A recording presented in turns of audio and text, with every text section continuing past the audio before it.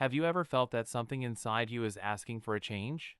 That the life you're living doesn't fully connect with who you really are? Because what I'm about to share with you could be the beginning of the most important transformation of your life. Today we're going to talk about something that's happening silently across the world. More and more people are leaving behind the noise, the stress, the disconnection, and they're returning to the land, not out of nostalgia, not out of romanticism, but because they've discovered something fundamental that modern life had stolen from them. And maybe, just maybe, this is your year to become one of them. My name is Henry Stonefield. I have spent 36 years working with bees, soil, crops, and animals. I have a degree in agricultural science, but what I really learned came from the earth itself, from the mistakes, from the seasons, from the silence of the countryside. Today I'm here as part of the Master Beekeeper Program, invited by this university to share not just techniques, but a vision, a way of understanding life. And I want you to stay until the end, because what you're going to hear today could give you the keys to a future you didn't even know was possible. In the next few minutes, we're going to explore why agriculture and beekeeping are not just jobs. They are acts of resistance, acts of love, acts of intelligence. We'll talk about how to start from scratch, what mistakes to avoid, how to turn a small apiary or a vegetable garden into a sustainable source of income and, above all, into a source of meaning. Because if you've ever wondered whether you could live differently, produce your own food, work outdoors, build something real with your own hands, then this message is for you. Let's start with something simple but powerful: beekeeping. It may seem like a complex world, reserved for experts. But the truth is that beekeeping is one of the most accessible doors to enter the rural world. You don't need large tracts of land. You don't need heavy machinery. You don't even need to leave your current job to start. A few hives, some basic knowledge, observation, patience. That's enough. And what you get in return is extraordinary. Honey, of course, but also wax, propolis, pollen, royal jelly, products that the market values more and more, products that people are willing to pay well for, especially if they come from responsible, ecological, local production. But beyond the products, what beekeeping gives you is something deeper. It teaches you to observe, to respect rhythms, to understand that you are not the owner of nature, but a collaborator. Every time you open a hive, you are entering a perfectly organized world. Thousands of bees working in harmony, each one with a function, each one essential. And you, as a beekeeper, learn to intervene without breaking, to take care without invading, to produce without depleting. That is the philosophy we need today.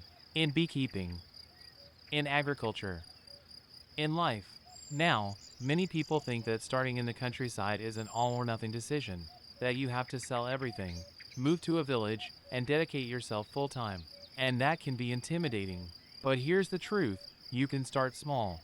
A vegetable garden in your backyard, a few raised beds, a couple of hives on a friend's land, small farming, organic production, regenerative agriculture. These are not just trends. They are real opportunities. Because the world is changing. People no longer want tomatoes that taste like nothing. They don't want honey mixed with syrups. They don't want anonymous food that has traveled thousands of kilometers. They want to know where their food comes from. They want quality. They want truth. And if you can offer that, you have a market. I've seen people who started with 10 hives and today have 50. People who started with a small vegetable garden and now supply local restaurants. People who combine beekeeping with cheese production, with rural tourism. The options are endless, but they all have something in common. They started. They took the first step. They didn't wait for the perfect moment. They didn't wait to have all the knowledge. They didn't wait to feel completely ready. They started with what they had, with what they knew. And they learned along the way, because that's the only way to really learn in agriculture. By doing, by getting your hands dirty, by making mistakes. And yes, you will make mistakes. You will lose hives. You will have crops that don't work out. You will face droughts, pests, unexpected frosts. But each of those mistakes will teach you something that no book, no course, no video can teach you. It will teach you resilience, adaptation, humility, and it will connect you with something ancient, something that humanity has been doing for thousands of years but that we had almost forgotten: producing our own food. Think about it for a moment. When was the last time you ate something you grew yourself? When was the last time you knew exactly where your food came from? For most people, the answer is never, or almost never. And that's a problem. Because when we disconnect from food production, we disconnect from life itself. We lose the notion of seasons, of cycles, of effort, of value. We start to think that food appears magically on supermarket shelves, that someone else will always take care of it. But what happens when that system fails? What happens when prices skyrocket? When shortages come? When quality collapses?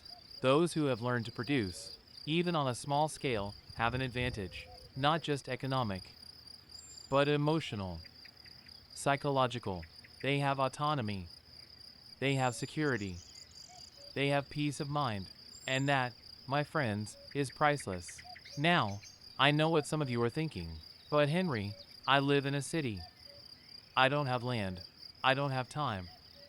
I don't have experience. And I understand those concerns. But let me tell you something. I've met beekeepers who keep hives on building rooftops, urban farmers who produce vegetables on balconies, people who have turned their weekends into a productive project that later became their main source of income. The key is not to have everything figured out from the beginning. The key is to start asterisk asterisk. And if beekeeping seems too much, start with something even simpler. An herb garden, a compost bin, a few tomato plants, anything that reconnects you with the land, with natural cycles, with the satisfaction of seeing something grow thanks to your care. Because that's where it all begins.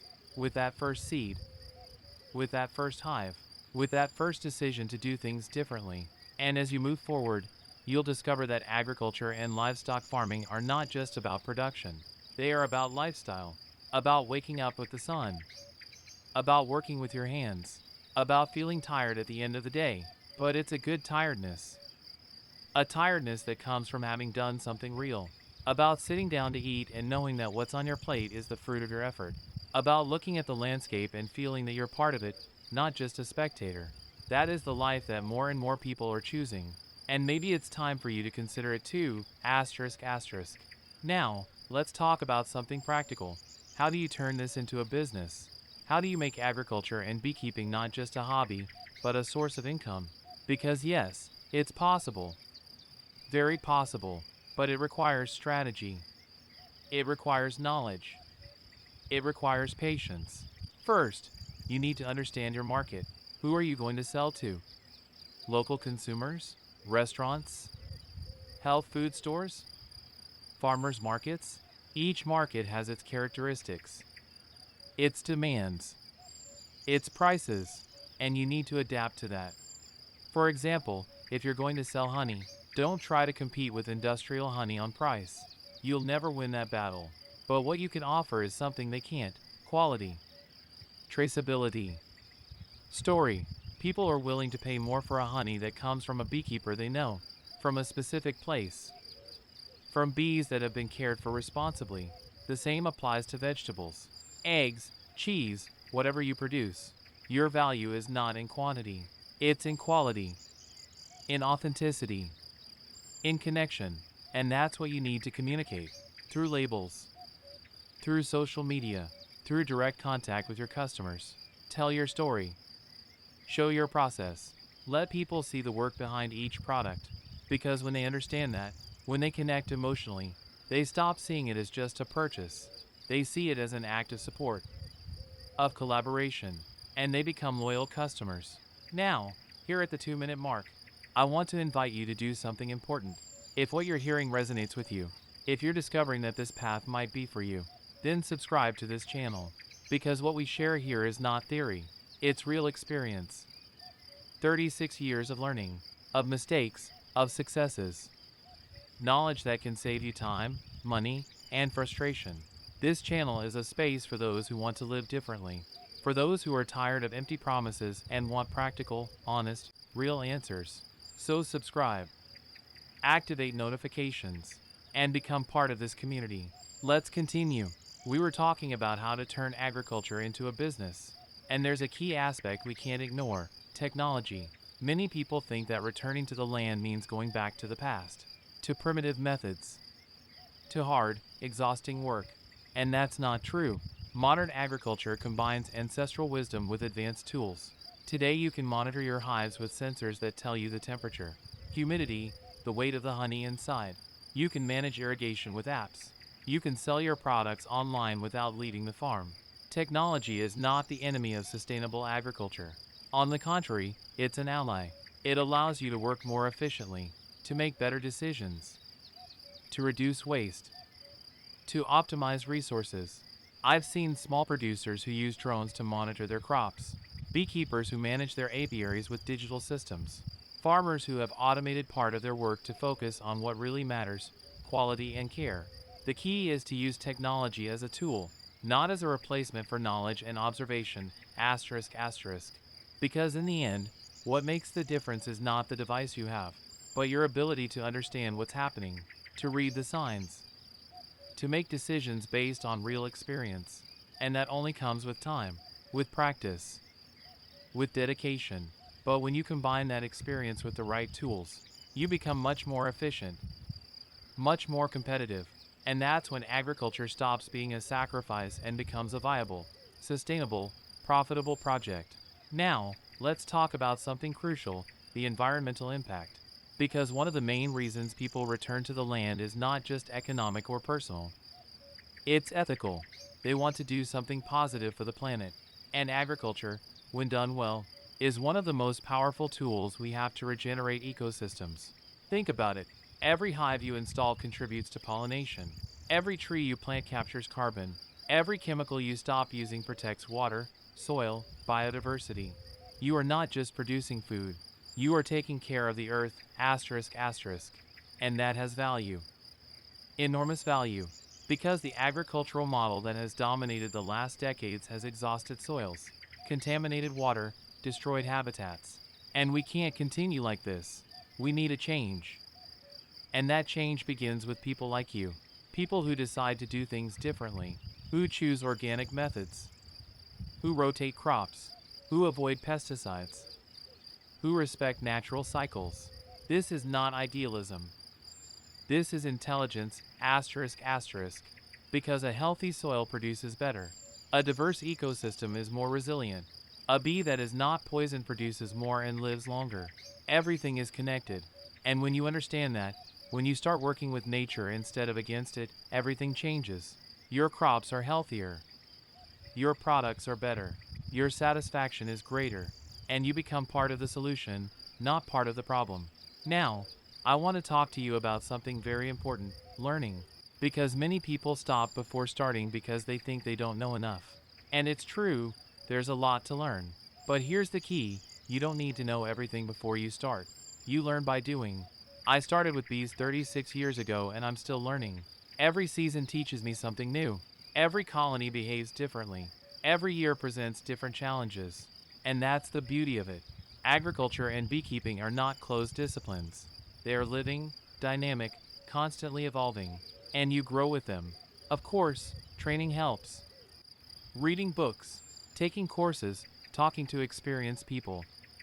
All of that is valuable. But nothing replaces direct experience. Getting stung by a bee teaches you to move more calmly. Losing a crop to lack of water teaches you to plan better. Seeing a hive thrive after months of care teaches you patience and respect. Those lessons cannot be taught in a classroom. They are learned in the field, asterisk asterisk. And yes, you will make mistakes. Many mistakes. But each mistake is an investment. An investment in your knowledge, in your skill, in your future. So don't be afraid to fail. Be afraid of not trying. Now, many of you are probably wondering, can I combine this with my current job? And the answer is yes. Absolutely yes. I know people who work in offices during the week and take care of their hives on weekends.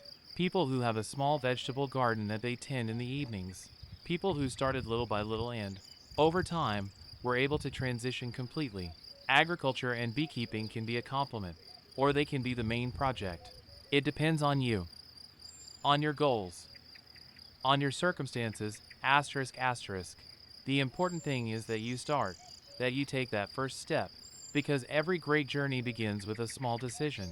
And maybe this is your year, the year you plant your first seeds, the year you install your first hive, the year you start producing your own food, The year you reconnect with the earth, with natural rhythms, with what really matters. I'm not saying it will be easy. I'm saying it will be worth it, asterisk asterisk. Because at the end of the day, what we're talking about here, now I'm going to tell you a secret. Did you know that 80% of beekeepers quit within their first 3 years? I almost became one of them. But 8 simple habits changed everything. Stay with me, because by the end of this talk, you'll understand why some beekeepers thrive while others struggle, asterisk asterisk. Let me take you back to a moment that nearly broke me. It was my second winter as a beekeeper, and I lost 60% of my colonies. 60%. I stood in my bee yard, surrounded by silent hives, wondering if I was cut out for this. The silence was deafening. No gentle hum, no movement, just empty wooden boxes that represented failed dreams and wasted investment. Today, I'm going to share the 8 practices that transformed my operation from barely surviving to consistently thriving. These aren't secrets, they're disciplines. And they work. First habit, establish inspection routines. Here's what nobody tells you when you start. Your bees don't care about your schedule. They operate on nature's clock. And if you're not paying attention, you'll miss the warning signs until it's too late. In my early days, I inspected hives whenever I felt like it, sometimes weekly. Sometimes I'd let 2 weeks slide by. That inconsistency cost me dearly. I missed a queen failure in one of my strongest colonies. By the time I noticed, they were hopelessly queenless, with laying workers taking over. The colony that should have been my best producer became a total loss. Now, I follow a strict rhythm. Spring through summer, I'm in those hives every 7 to 10 days. Not because I enjoy the routine, though I do, but because consistency reveals patterns that random checks never will. When you inspect regularly, you start to know your colonies intimately. You recognize when something's off before it becomes a crisis. That slight change in brood pattern, the subtle shift in temperament, the early signs of swarming preparation. These signals are invisible to the occasional inspector but obvious to someone who knows their bees. Let me tell you about Colony 17. Beautiful hive. Strong population. But during my weekly inspection last April, I noticed something odd. The queen was laying, but the pattern seemed slightly scattered. Not terrible, but not perfect either. Most beekeepers would have moved on. But because I knew this colony's history, I knew this wasn't normal for them. I marked my calendar to watch closely. 2 weeks later, the workers had started queen cells. They were preparing to supersede her. Because I caught it early, I could manage the transition. I actually got to witness the old queen and new queen coexisting briefly, something many beekeepers never see. That colony went on to produce 140 pounds of surplus honey that season. That level of attention only comes from disciplined, regular inspections. Spring inspections focus on buildup. Are they bringing in pollen? Is the brood pattern expanding? Do they need more space? I'm looking for signs of strength and any early disease indicators. This is when colonies are most vulnerable, coming out of winter stress with depleted resources. Summer means monitoring for swarming, checking honey stores, ensuring adequate ventilation. The heat can stress colonies fast, and overcrowding triggers swarming impulses. A swarm lost is production lost. Fall inspections shift toward preparation. Is the queen still laying well? Are they storing enough for winter? Do I see signs of robbing pressure? This is when I make hard decisions about which colonies are strong enough to overwinter and which need to be combined. Winter checks are minimal but crucial.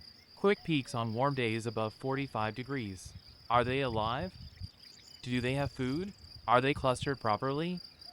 I'm not doing full inspections, just welfare checks to catch emergencies. Here's the truth, regular inspections aren't about being obsessive.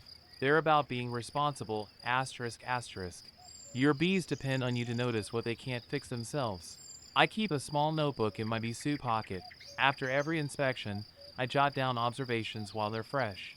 Temperature, weather conditions, what I saw, what concerned me, what impressed me. Those notes become invaluable over time. This brings me to my second habit, which builds directly on the first. Second habit, maintain detailed records for every colony. Most beekeepers think they'll remember. They won't. I didn't. My first season, I relied on memory. I had 12 colonies, and I thought I could track everything mentally. I was wrong. By midsummer, I couldn't remember which hive had the aggressive genetics. which one had the phenomenal honey production, or which queen was from which breeder. When it came time to make decisions about breeding stock or culling poor performers, I was guessing. That's not management. That's hoping. And hope isn't a strategy in beekeeping. Now, every single colony has a record, not digital, though some beekeepers prefer that. I use old-fashioned paper forms in a 3-ring binder. Each colony gets a dedicated page that travels with me to the bee yard. I record the date of every inspection, the queen status and age, brood pattern quality on a scale of 1 to 5, population estimate, temper and defensiveness, honey stores, any treatments applied, any problems observed. If you want to build a successful beekeeping operation, you need data, not gut feelings, asterisk asterisk. Let me show you why this matters. Last year, I had 2 colonies that looked nearly identical in April. Both had good populations, both were bringing in pollen, both seemed healthy. But my records told a different story. Colony 23 had consistently strong brood patterns and steady build-up over 3 inspections. Colony 28 had fluctuating patterns and seemed to lag slightly each week. Based on appearances alone, I would have treated them the same. But the data told me Colony 28 had issues. I investigated further and found early signs of nosema disease.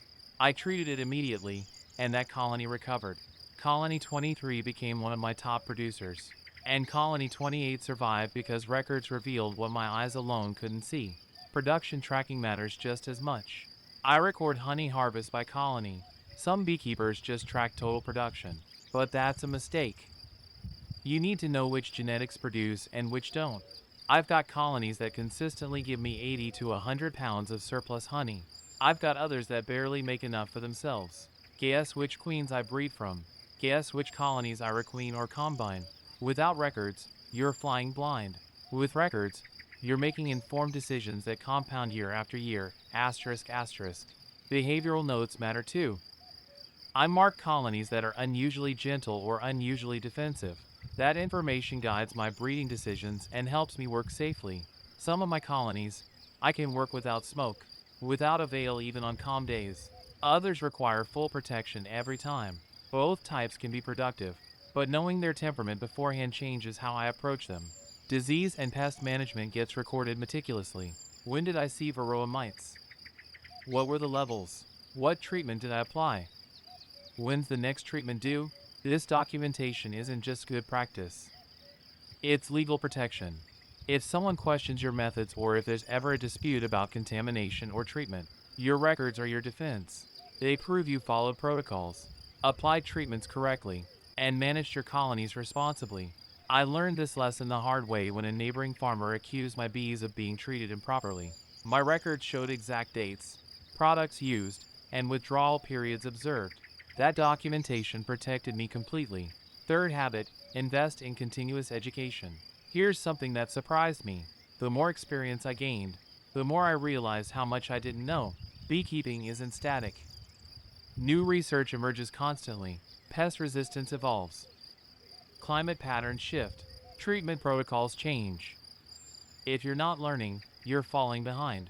I commit to at least 2 educational experiences every year. Sometimes it's a university extension workshop. Sometimes it's a regional beekeeping conference.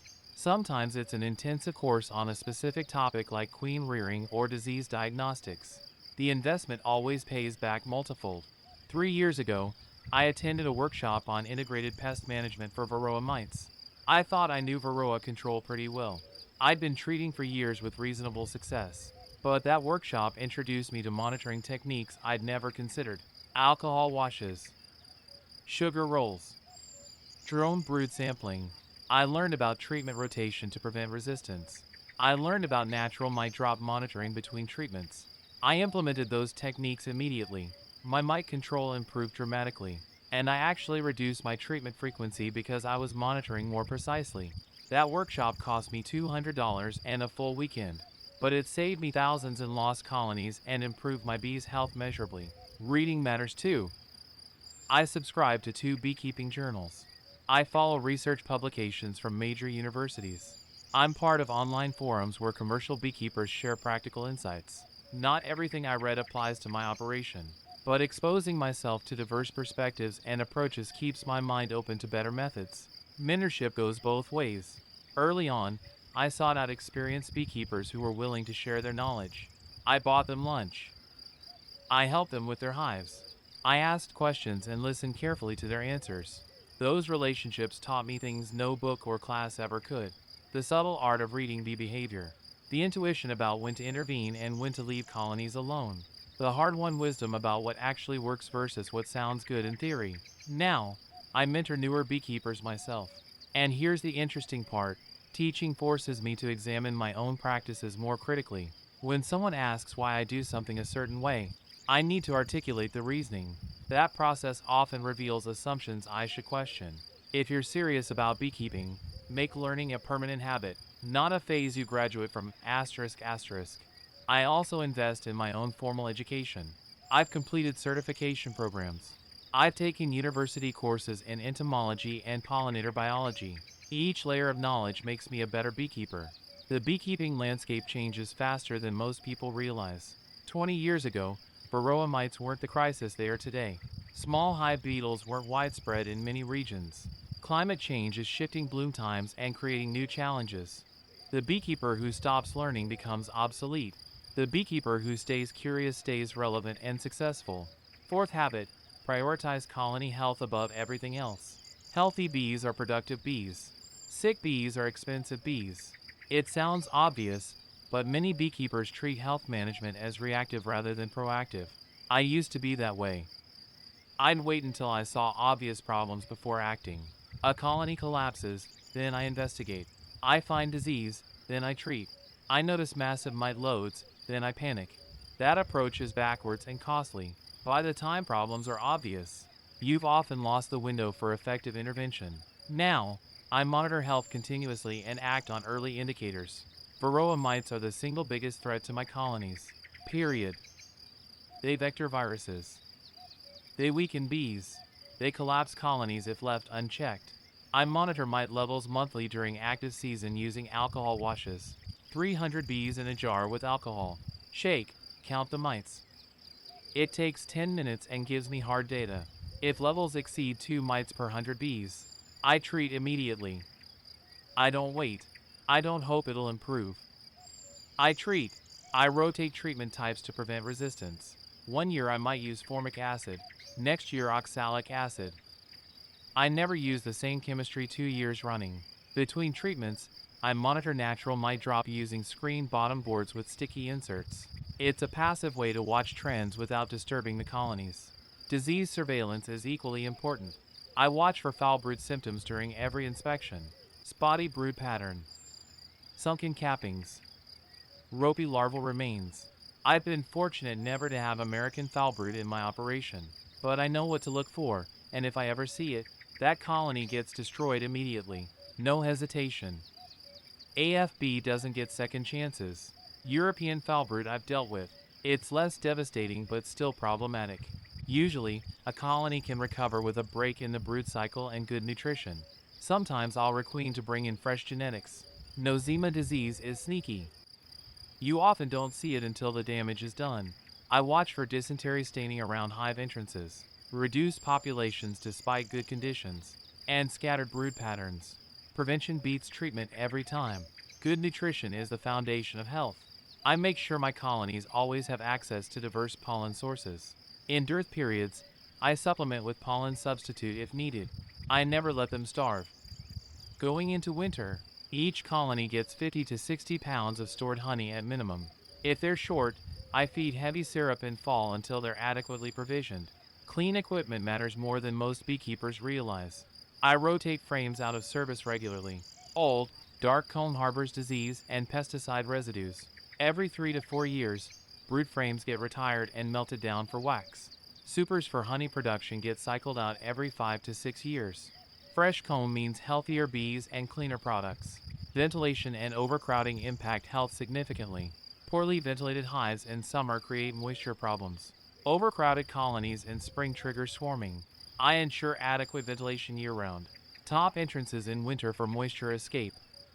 Bottom entrances kept clear. In summer heat, I add ventilation shims if needed.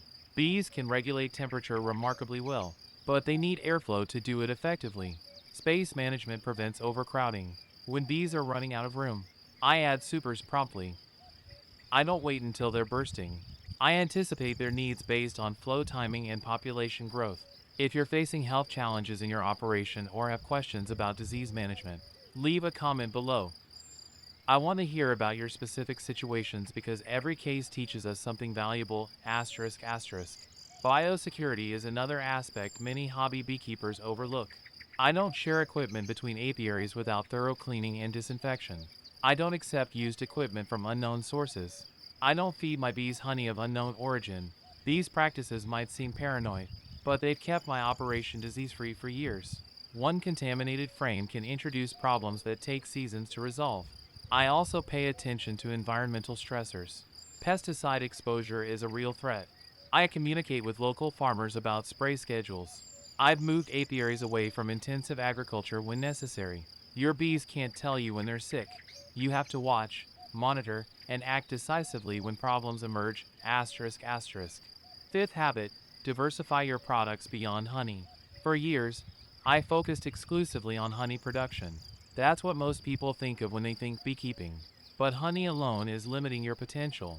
Bees give us so much more than honey: wax, pollen, propolis, even the opportunity to sell nucleus colonies or package bees to other beekeepers. Diversification creates multiple revenue streams and makes your operation more resilient.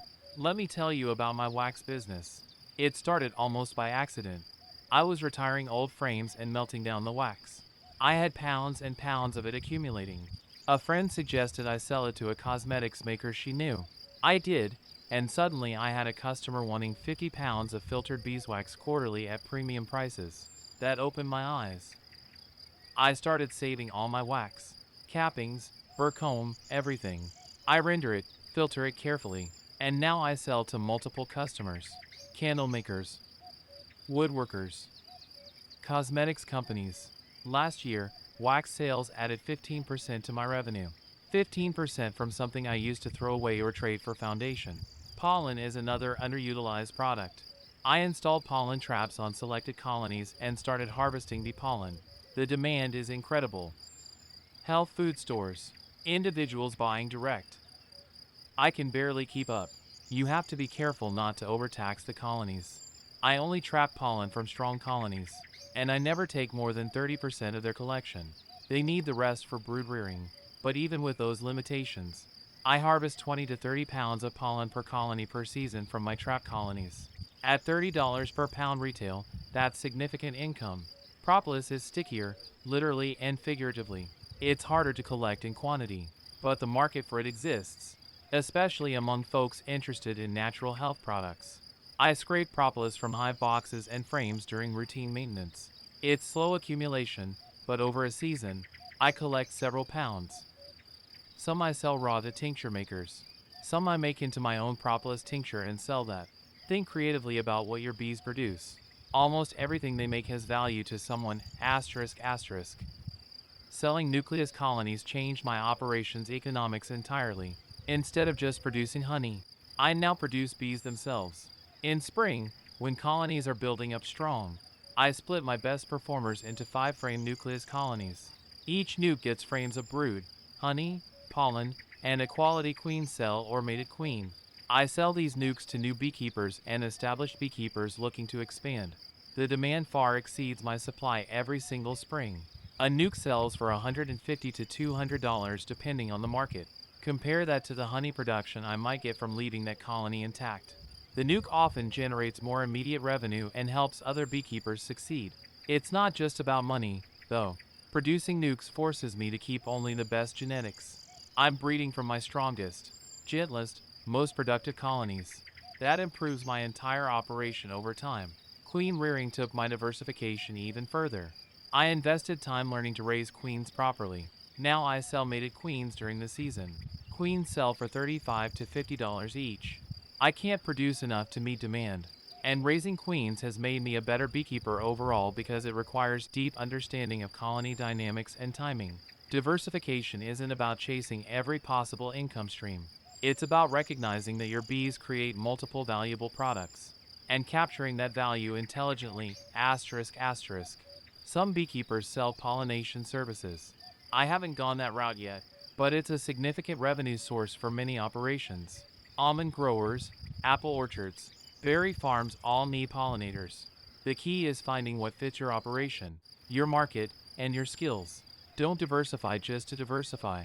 Do it strategically where you can add real value and get compensated fairly. Sixth habit, build a network with other beekeepers. Beekeeping can be isolating. You're often alone in your bee yard, making decisions, solving problems. But you don't have to operate in a vacuum. Building relationships with other beekeepers has been one of the most valuable things I've done, not just for business, but for knowledge, support, and collective problem solving. I'm active in my local beekeeping association. I attend meetings regularly. I volunteer for events. I contribute to discussions. Those connections have saved me countless times. When I had a mysterious colony die off 3 years ago, I reached out to association members. Two experienced beekeepers came out, looked at my operation, and identified pesticide exposure I hadn't considered. We traced it to a neighboring property treating ornamental plants with a systemic insecticide. I was able to address the issue before losing more colonies. The collective knowledge of a beekeeping community is exponentially more powerful than working alone. I've also formed informal partnerships with nearby beekeepers. We share equipment that's expensive and rarely used. One of us owns an electric honey extractor. Another has a wax melter. Another has queen rearing equipment. We coordinate our schedules and share resources. It makes expensive equipment accessible without everyone having to buy everything. We also coordinate on pest management. If one of us sees high varroa levels, we all check. We treat around the same time to prevent mites migrating between apiaries. That coordination has improved everyone's mite control. Having a network means you're never truly stuck. There's always someone you can call, someone who's faced similar challenges, someone willing to help. Asterisk asterisk. I've made friends with commercial beekeepers too, even though my operation is much smaller. Those relationships give me perspective on scaling, efficiency, and what's possible. One commercial beekeeper let me shadow him for a week during his honey harvest. Watching him work 500 colonies taught me more about efficiency and systems than years of working alone on my 50 hives. Don't isolate yourself. Reach out. Join associations. Attend conferences. Introduce yourself to beekeepers in your area. Most of us are generous with knowledge and happy to help someone who's genuinely interested. Seventh habit, maintain your tools and update your equipment. This seems obvious, but it's easy to neglect. Beekeeping equipment takes a beating. Weather, propolis, wax, constant handling. Things break down. I learned this lesson painfully when a hive tool snapped during an inspection and I ended up stung multiple times because I couldn't close the hive properly. That was avoidable. Now I inspect my tools before every season. Hive tools get cleaned. Smokers get serviced. Protective gear gets checked for tears or worn spots. If something needs replacing, I replace it immediately. A $20 hive tool isn't worth getting stung over. A $40 veil with a small tear isn't worth the risk. I also invest in quality equipment from the start. Cheap extractors break.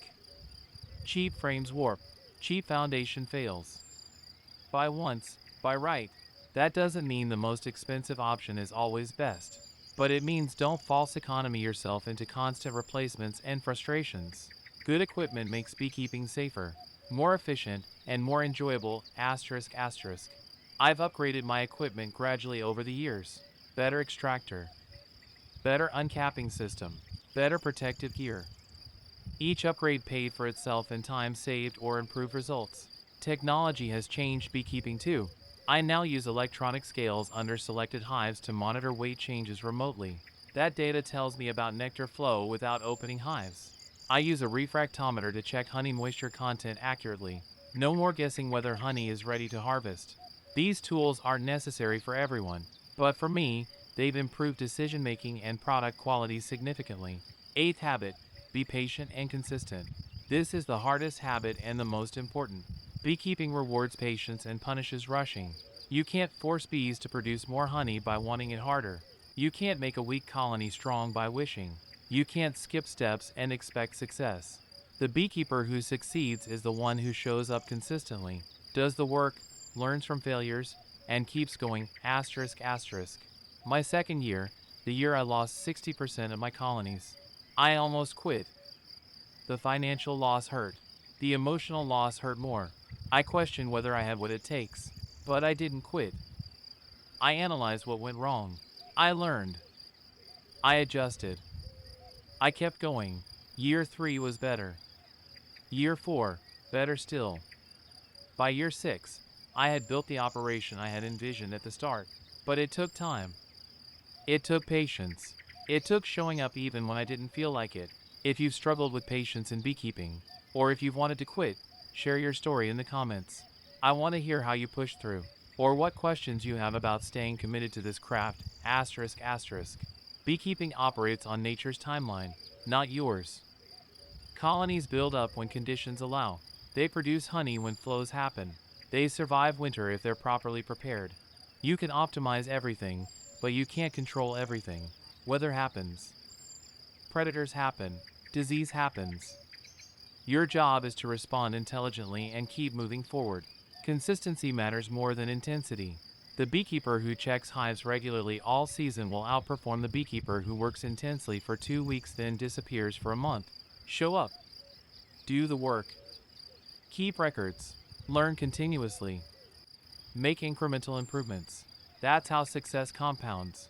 I look at my operation now, 36 years later, and I'm proud of what I've built. Not because it's perfect. It's not, but because it's sustainable, healthy, and built on solid practices.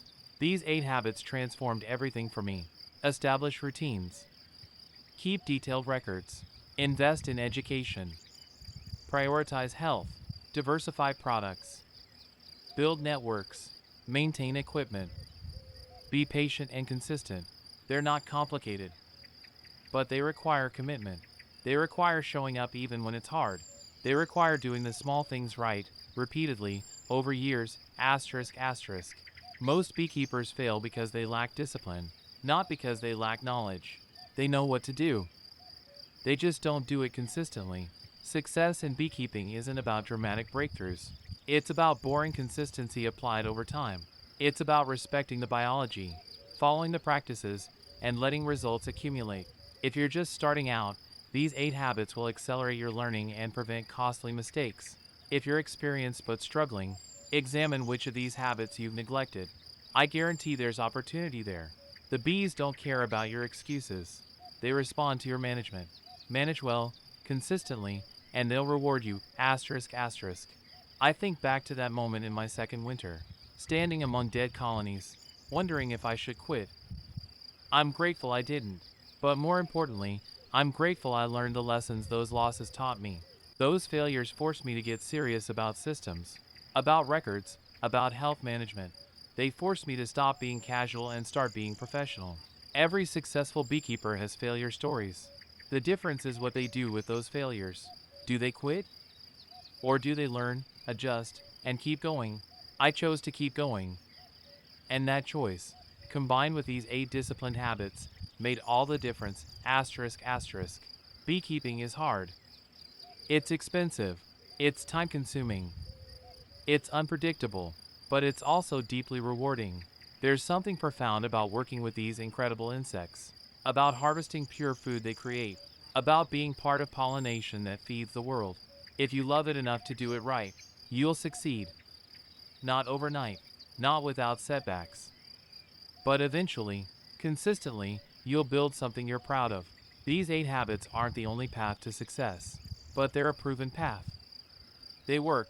I've lived them for decades. I've seen them work for others I've mentored. Start with one. Master it. Add another. Build the discipline. The results will follow, asterisk asterisk. Thank you for your time today. Thank you for your attention. And thank you for caring about bees enough to be here learning how to care for them better. If this talk helped you, if you learned something valuable, or if you have questions about implementing these habits in your own operation, please leave a comment. I read every single one, and I'm here to help you succeed, asterisk asterisk. The beekeeping community is stronger when we share knowledge, support each other, and lift each other up. Let's do that together. Now get up there. Check your hives. Keep your records. Invest in learning. Prioritize health. Diversify thoughtfully. Build relationships. Maintain your equipment.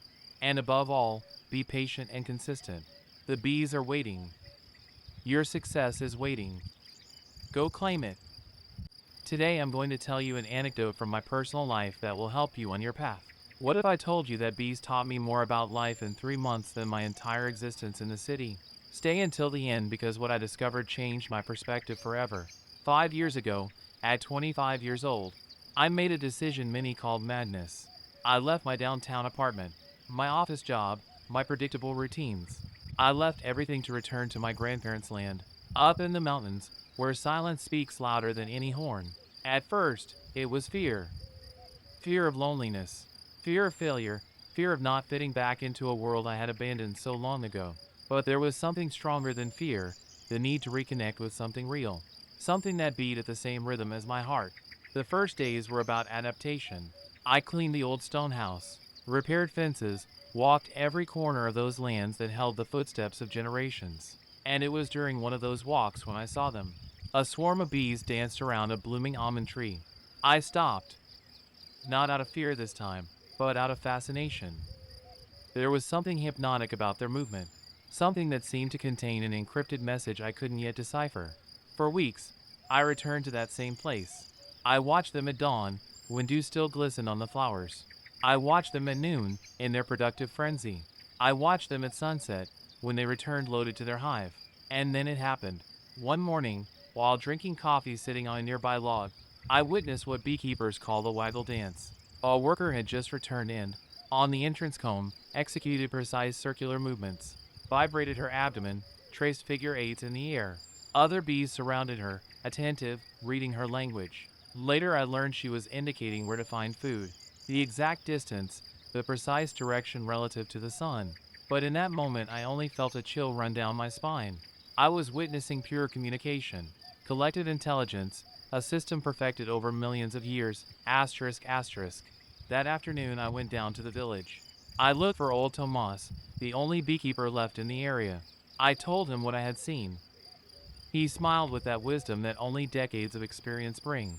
3 days later, Tomas appeared at my door with a wooden box, his patched beekeeper's suit, and infinite patience. That's how my real education began. He taught me to read the weather in the clouds, to understand the cycle of flowers, to listen to the hum of a healthy hive. He taught me that beekeeping isn't about extracting honey, but about creating conditions for bees to thrive. That our role is that of guardians, not owners. The first time I opened a hive, my hands trembled inside the gloves. Smoke from the smoker rose slowly, calming the guards. And when I lifted the first frame, what I saw took my breath away. Thousands of bees working in perfect synchrony. Each one knew exactly what to do. Nurse bees feeding larvae, builders raising perfectly hexagonal wax cells, fanners regulating temperature and humidity, foragers arriving loaded with pollen. It was a functional city, a complete organism, a miniature democracy where each individual sacrificed its own interest for the common good. And there, with the afternoon sun gilding the wax frames, I understood why I had returned. I hadn't fled the city. I had come looking for this purpose, connection, belonging to something greater than myself. The following months were of intense learning. Each mistake cost me dearly, not in money, but in the lives of bees that depended on my decisions. I learned to detect diseases, to prevent varroa without aggressive chemicals, to understand when a hive needed more space or when it was preparing to swarm. But above all, I learned to observe. Bees are silent teachers. They teach you patience because you can't rush them. They teach you humility because their world existed long before you and will continue after. They teach you about interdependence because without flowers there are no bees. Without bees there's no pollination. Without pollination there's no food. One spring day, while checking the hives, I noticed something strange. One of them, the one I called Aurora, had less activity. The bees entered and left with less energy. The zumbido sonaba diferente, mas apagado. I opened carefully. What I saw froze my blood. The queen had died and the colony was in chaos. Without her guiding pheromone, without her ability to lay eggs, the entire hive was doomed. But then I observed something extraordinary. The workers had begun building queen cells, larger, special ones. They had selected young larvae and fed them exclusively with royal jelly. They were creating new queens. The colony was saving itself. For days I observed that process. The queen cells grew, elongated and rough, and when the first princess emerged, slender and golden, I knew I was witnessing an evolutionary miracle. That new queen would have to fight against her sisters, the other princesses. Only one would survive. Then she would fly on her mating flight, mating with up to 20 drones in full flight, storing enough sperm for her entire life. And finally she would return to rule, laying up to 2,000 eggs daily for years. All that complexity, all that perfection, happening in a simple wooden box in my garden, asterisk asterisk. As the seasons passed, my apiary grew. From one hive I went to 5, then to 10. But I never lost sight of the principle Tomas taught me. Ecological beekeeping isn't about how much you produce, but how you produce it. I refused to use aggressive chemical treatments. Instead, I implemented integrated management practices. Hives with good ventilation, young and vigorous queens, natural feeding, respect for the bees' cycles. The first years were economically tough. I produced less honey than industrial operations. But my honey was different. It was unheated honey, without aggressive filtering, with all its pollen and propolis intact. It was honey that tasted like mountains, like wildflowers, like time and patience. And people noticed. Visitors started arriving. First curious neighbors, then families from the city seeking to reconnect with nature. Later schools wanting their students to understand where food comes from. That's how my educational agritourism project was born. I built an observation room with glass windows where visitors could watch the bees work without disturbing them. I created workshops where children could learn about pollination, about the importance of biodiversity, about how every small action counts. I remember a girl, maybe 8 years old, who came with her school. She was terrified of bees. She stood far back while her classmates approached the observation window. I sat next to her. I told her that bees don't want to sting, that stinging means death for them, that they only defend when they feel threatened. I told her about how bees see flowers, about ultraviolet patterns invisible to us that guide them like airport runways. Slowly, she approached. First one step, then another, until she was pressed against the glass, eyes wide with wonder. At the end of the visit, she hugged me. When I grow up, she whispered, I want to take care of bees too. That moment reminded me why I had left the city. Not to escape, but to find purpose. And that purpose was multiplying, spreading like pollen in the wind, asterisk asterisk. But beekeeping alone wasn't enough. The land demanded more. My grandparents had raised sheep here, and the old stone barn still stood, waiting. I started researching ecological livestock farming. I read about regenerative grazing, about how properly managed animals can restore soil health rather than degrade it, about how biodiversity and productivity aren't opposites, but allies. I started small. For sheep, an old breed adapted to mountains. I named them after seasons: spring, summer, autumn, winter. They grazed the slopes, their hooves aerating the soil, their manure fertilizing the land. And something magical happened. Where the sheep grazed, wildflowers bloomed more abundantly the following year. More flowers meant more food for the bees. More bees meant better pollination. Better pollination meant healthier plants. Healthier plants meant better grazing. It was a virtuous cycle, each element strengthening the others. I expanded gradually. Added chickens that followed the sheep, scratching through manure, eating parasites, further fertilizing the soil. Their eggs, golden yolk from the diverse diet, became another source of income.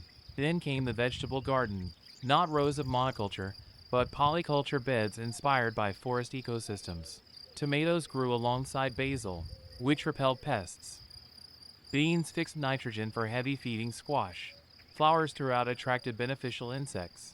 And always, everywhere, the bees, pollinating, connecting, weaving the web that held everything together, asterisk asterisk. People started calling what I was doing modern ecological farming, but I saw it differently. This wasn't modern. This was ancient wisdom, refined over millennia, now backed by scientific understanding. My grandparents knew these principles instinctively. They rotated crops, kept diverse animals, left hedgerows for wildlife. They didn't call it biodiversity management or ecosystem services. They just called it good farming. I was simply rediscovering what had been forgotten in the rush toward industrialization.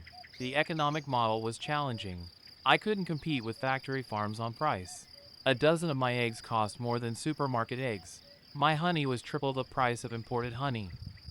My lamb was premium priced. But I wasn't selling just products. I was selling story, transparency, values. People who bought from me knew the chickens had scratched in real dirt, that the bees had never touched sugar water, that the lambs had grazed on flower-filled meadows. They knew because they could visit, they could see, they could connect. And increasingly, people wanted that connection. The agritourism aspect grew. I started offering weekend workshops, introduction to beekeeping, understanding regenerative farming, from hive to table, the journey of honey. Participants came from cities, stressed and disconnected. They arrived Friday evening, tense and checking phones constantly. By Sunday afternoon, they left transformed, calmer, more present, with dirt under their fingernails and light in their eyes. One participant, a corporate lawyer named Sarah, cried during the bee workshop. I'd forgotten life could be this simple, she said. This real. 6 months later, Sarah returned. She quit her job. She was looking for land. She wanted to start her own project. Stories like Sarah's became common. I was accidentally becoming not just a farmer, but a catalyst for others' transformations. But it wasn't all poetry and transformation. There were brutal realities too. The first winter, I lost 3 hives to cold and starvation. I had miscalculated their honey reserves. My mistake. Their death. I sat in the snow, looking at the silent hives, and wept. These weren't just economic losses. These were living communities I'd failed to protect. Tomas found me there. He didn't offer empty comfort. Every beekeeper loses hives, he said. The question is whether you learn from it. I did learn. I learned to leave more honey, to insulate hives better, to check winter stores more carefully. The next winter, all my hives survived. There were predators too. Bears came for honey. Hawks took chickens. Foxes tried for lambs. At first, my instinct was to fight, to exclude, to protect my assets. But then I remembered the bees' lesson, everything is connected. The bears were here first. This was their land before it was farmland. Instead of electric fences, I moved hives closer to the house, used bear-proof containers for honey storage. We coexisted. The hawks took weak chickens, the ones that would have suffered anyway. They were doing natural selection's work. I accepted reasonable losses as the cost of running a truly ecological operation. And slowly, I noticed something. As I worked with nature rather than against it, the farm became more resilient. Diverse predators meant no single pest exploded in population. Diverse crops meant some always succeeded even when others failed. Diverse income streams meant a bad honey year didn't sink the whole operation. Diversity wasn't just ecological wisdom. It was economic wisdom too, asterisk asterisk. Year 3 brought the biggest challenge, drought. Spring rains never came. The wildflowers, usually abundant, barely bloomed. The bees struggled to find forage. I watched my carefully built system stress under the pressure. Hives started consuming their reserves. The sheep grazed on drying grasses. The garden wilted despite hand watering. But here's what didn't happen: complete collapse. The system's diversity saved it. When wildflowers failed, the bees turned to garden vegetables and herbs. When pasture dried, sheep browsed on drought-resistant shrubs. The chickens thrived on insects that multiplied in the heat. An industrial monoculture would have failed completely. My ecosystem adapted. By summer's end, we had survived. Production was down 40%, but we survived. And the experience taught me more than any abundant year could have. It taught me that resilience isn't about preventing all stress. It's about building systems that can absorb stress and recover. It's about redundancy, diversity, and flexibility. These were lessons the bees had been trying to teach me all along. A strong hive doesn't depend on one food source. It maintains flexibility, adaptability, resilience, asterisk asterisk. As my 4th year began, the project had evolved beyond my wildest initial imaginings. What started as one man's return to ancestral land had become a small but vibrant ecological enterprise. I employed 2 part-time workers, both young people from the village who'd been considering leaving for city jobs. Maria helped with the livestock and gardens. Carlos managed the agritourism and workshop bookings. We formed a small cooperative with 3 neighboring farms, all practicing similar ecological methods. Together we shared equipment, knowledge, and marketing. We were stronger together than apart, just like bees in a hive. The education programs expanded. Local schools now brought classes regularly. We developed curriculum-aligned programs about ecology, agriculture, and sustainability. Children who'd never seen where food comes from suddenly understood. I remember a boy asking, if bees are so important, why do people kill them with pesticides? It was a child's question, but it cut to the heart of everything. Why indeed?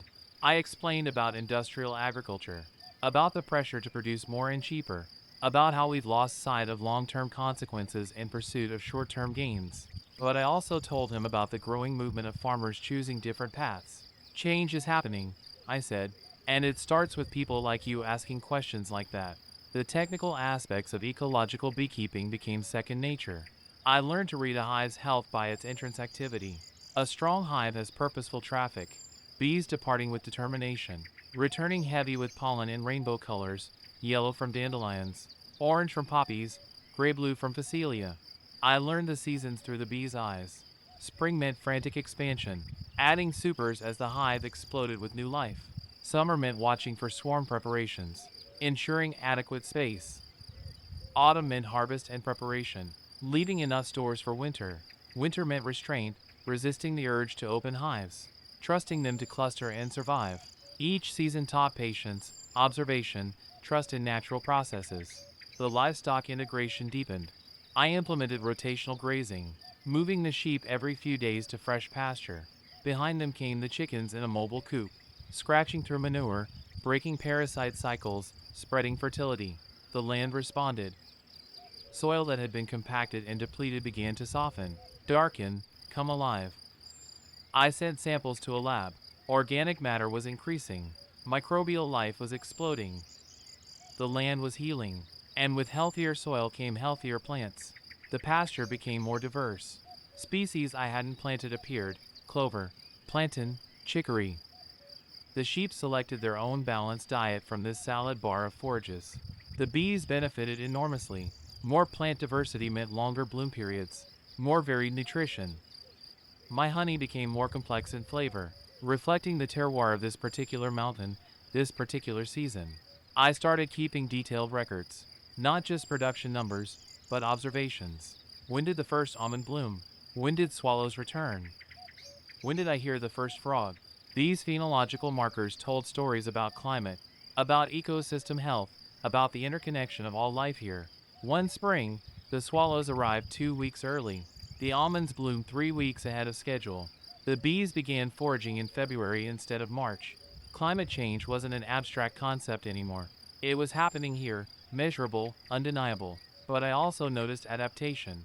The bees adjusted their cycles. Plants bloomed in new patterns. The system was resilient, but it was changing. And that meant I needed to change too, to remain flexible, to keep learning. This is what ecological farming teaches: humility in the face of complexity, willingness to adapt, recognition that we're participants in systems far older and wiser than ourselves. Asterisk, asterisk. The workshops evolved.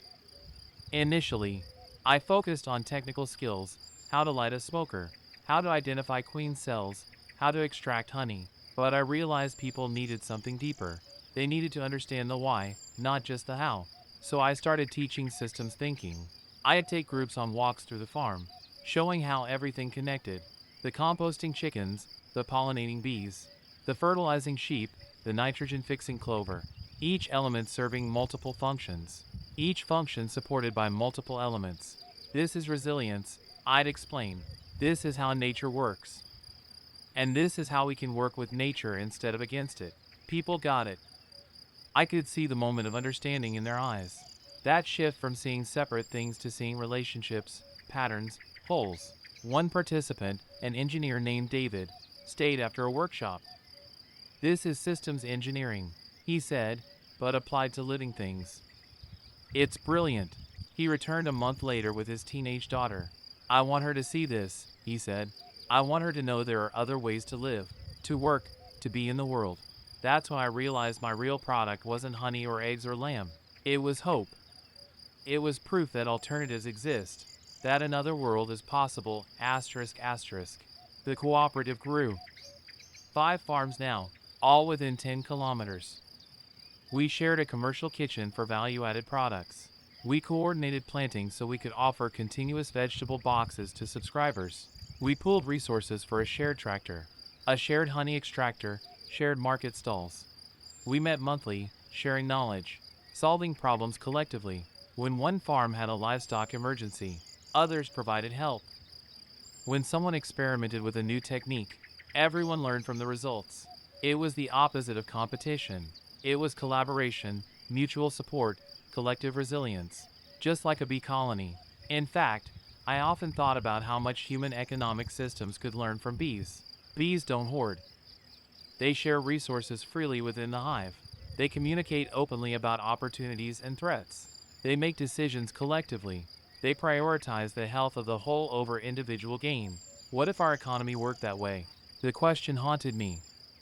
Because I've seen both systems, the competitive, extractive, individualistic economy of the city, and this collaborative, regenerative, collective economy of the cooperative. I knew which one felt more human, more sustainable, more aligned with life itself. Year 5 brought unexpected recognition.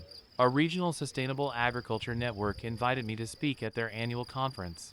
Me, a former office worker with 5 years of farming experience, speaking to career farmers. I almost declined. What did I have to teach these people? But then I thought about the visitors who'd transformed, about Sarah who'd quit her corporate job, about the engineer who wanted his daughter to see alternatives. Maybe my perspective as someone who'd crossed from one world to another had value. The conference was in the capital, 3 hours away. I hadn't been to a city since I'd left 5 years before. Driving in felt surreal. The noise, the crowds, the concrete, the speed. How had I lived like this? My talk was scheduled for late afternoon. All day, I attended sessions, listened to researchers discussing soil microbiology, farmers debating policy, activists presenting climate data. The knowledge was impressive, but something felt missing. Then I realized what it was: emotion. Everyone spoke from their heads, not their hearts. Facts and figures, strategies and solutions, but no soul. Asterisk, asterisk. When my turn came, I didn't use the slides I'd prepared. I told my story instead.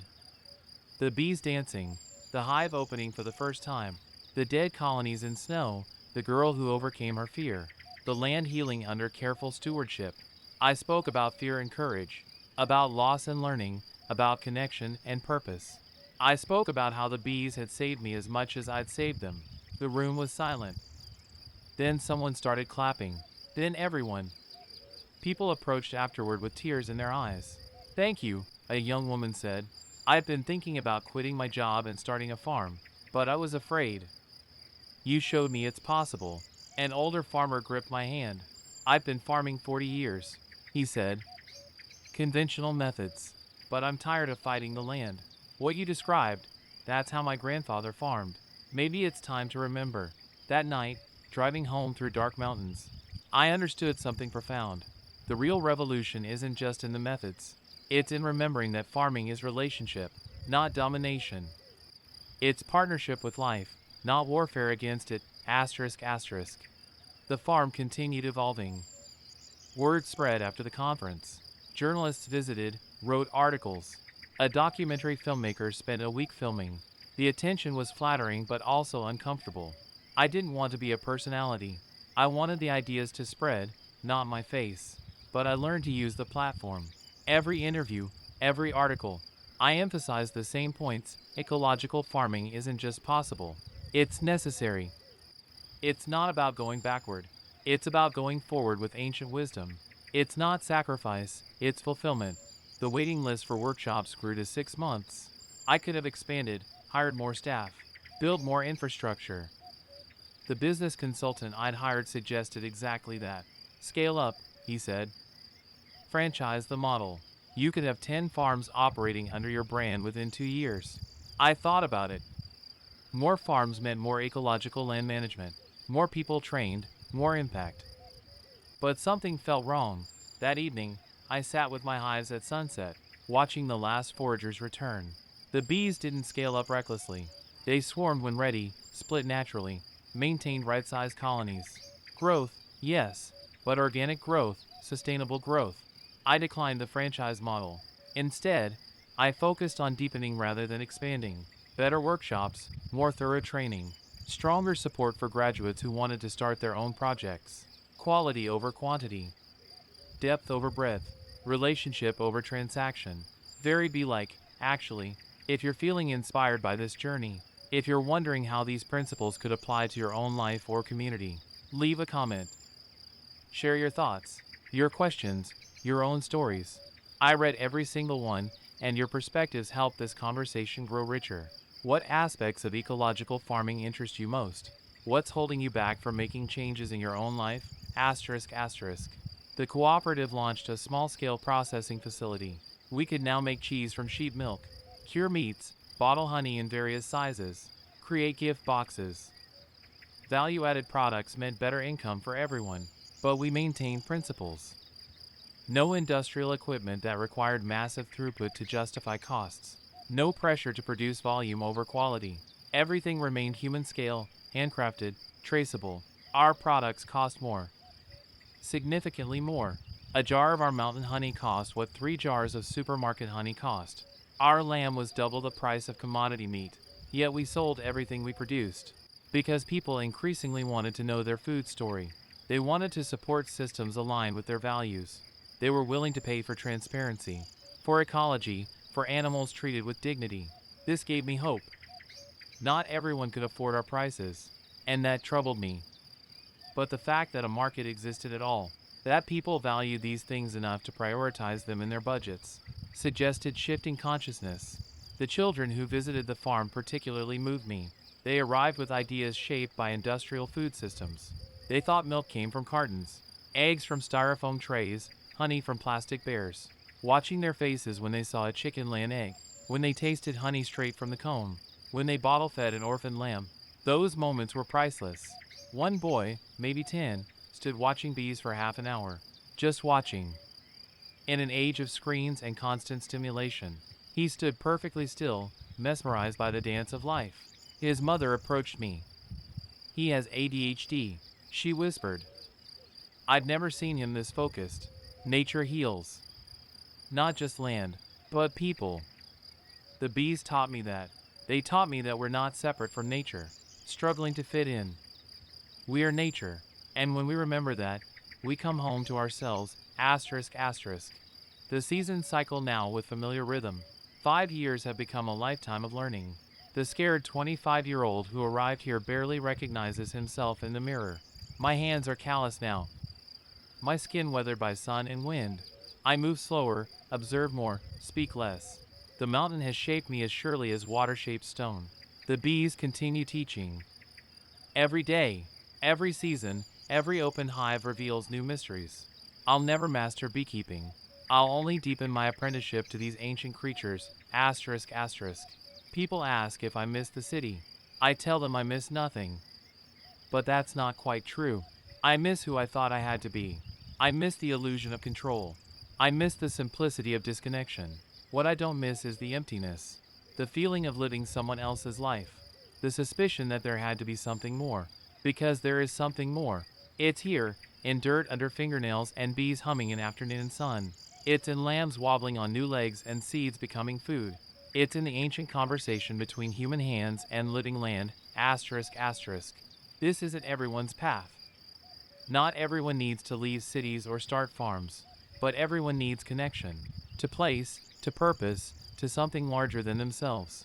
For me, that connection came through bees, through tiny creatures performing their eternal dance, teaching patience and observation and humility. Your connection might look different, but I promise you, it's there, waiting. The question is whether you're brave enough to find it, asterisk asterisk.